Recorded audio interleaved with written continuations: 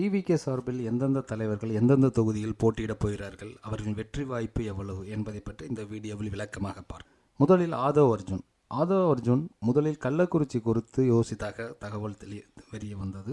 ஆனால் தற்போது அவர் கவனம் திருவள்ளூர் தொகுதிக்கு மாறியுள்ளது. உள்கட்சி சர்வேப்படி டிவிகேக்கு 40% வரை ஆதரவு இருப்பதாக கூறப்படுகிறது. இதுவரை 25 முதல் 30% மட்டுமே என கருதப்பட்ட நிலையில் இந்த உயர்வு முக்கியமானது. ஆனால் வரலாறு என்ன சொல்கிறது?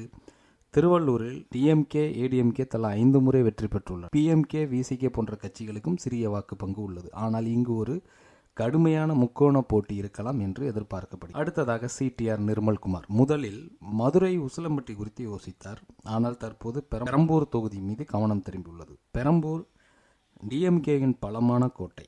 1977 முதல் பெரும்பாலும் டிஎம்கே ஆதிக்கம் அதிகம். சிபிஐ கூட சில முறை வெற்றி பெற்றுள்ளது. இங்கு டிஎம்கே ஸ்ட்ரைக் ரேட் சுமார் 67%.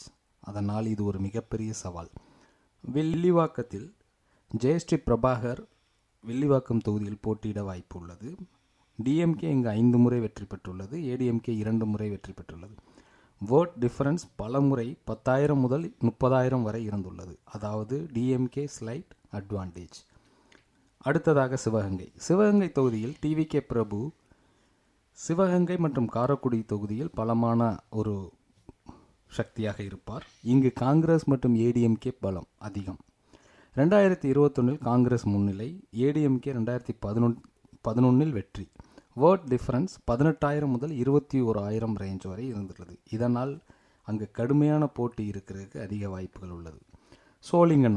சோழிங்கநல்லூரில் ஈசிஆர் சரவணன் போட்டியிட வாய்ப்பு உள்ளது. டிஎம்கே 2 முறை வெற்றி பெற்றுள்ளது.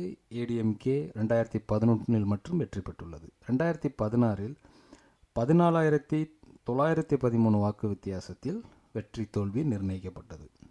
அடுத்ததாக கோபிச்செட்டிப்பாளையம் செங்கோட்டையனின் கோட்டை. இது எப்போவுமே ஏடிஎம்கே ஸ்ட்ராங் பேஸாக இருந்திருக்கிறது. 3 முறை தொடர்ச்சியாக வெற்றி பெற்றிருக்கிறது ஏடிஎம்கே. இங்கு திராவிட கட்சிகளின் ஆதிக்கம் அதிகம். டிவிகேக்கு கடினமான சவால் இருந்தாலும் செங்கோட்டையன் அது கோட்டை என்பதால் செங்கோட்டையனின் வாக்கு அப்படியே ஏடிஎம்கேயிலிருந்து டிவிகேக்கு மாறுவதற்கு வாய்ப்பு உள்ளது. பட் இருந்தாலும் கடினமான ஒரு போட்டியாக இருக்கும். திருவிக நகர் என்ற பெயர் பிரச்சார ரீதியாக பயன்படுத்துகிறது. இங்கு டிஎம்கே ஏடிஎம்கே இரண்டும் போட்டி நிலை. 2016 வாக்கு வித்தியாசம் வெறும் 3,322 மட்டுமே. வெரி க்ளோஸாக இந்த வெற்றி வாய்ப்பு நழுவவிட்டது. புசி ஆனந்த் கடலூர் தொகுதியில் போட்டியிடுவதற்கு வாய்ப்பு அதிகம் உள்ளது. டிஎம்கே 6 முறை வெற்றியும் ஏடிஎம்கே 3 முறை வெற்றி பெற்றுள்ளது. லாஸ்ட்டு 3 எலெக்ஷனில் மார்ஜின் ரொம்ப குறைவாக இருந்திருக்குது. ரொம்ப கடுமையான போட்டிகளில் வெற்றி தோல்வி நிர்ணயிக்கப்பட்டிருக்கிறது.